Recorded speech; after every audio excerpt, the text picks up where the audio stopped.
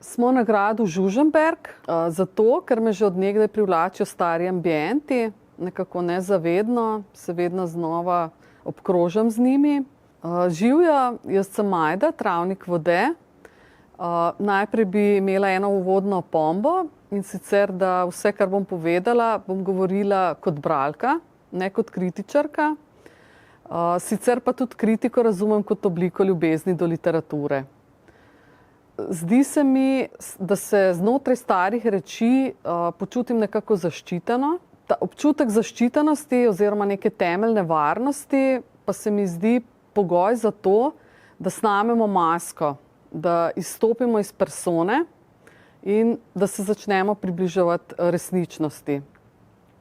V zadnjem času se mi je tudi nekako izkristaliziralo spoznanje, da ljudje poezije nismo izumili, ampak da nam je prirojena, nekako tako kot intuicija, zato, da bi lažje dostopali do bistva, do bistvenih stvari, do nekih globljih plasti resnice.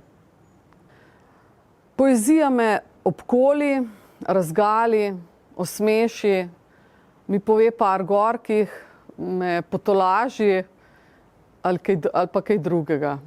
Vsakič znova me osupne, koliko sebe lahko najdem v pesmi drugega.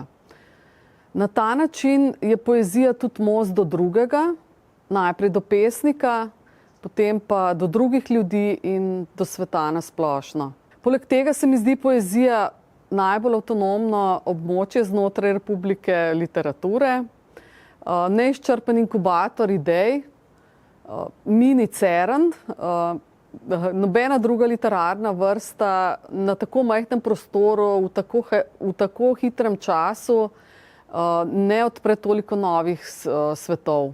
Pranger pač dojemam kot nek sramotilni steber, se mi zdi, da pa tukaj gre za neko promocijo poezije, za slavljenje poezije, bolj kot za sramotenje ali pa za neko kritiko.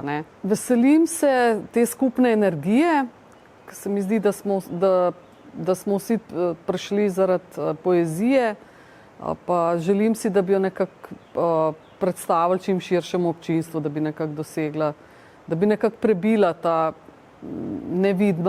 nevidno zid med publiko pa nami, ki smo tukaj.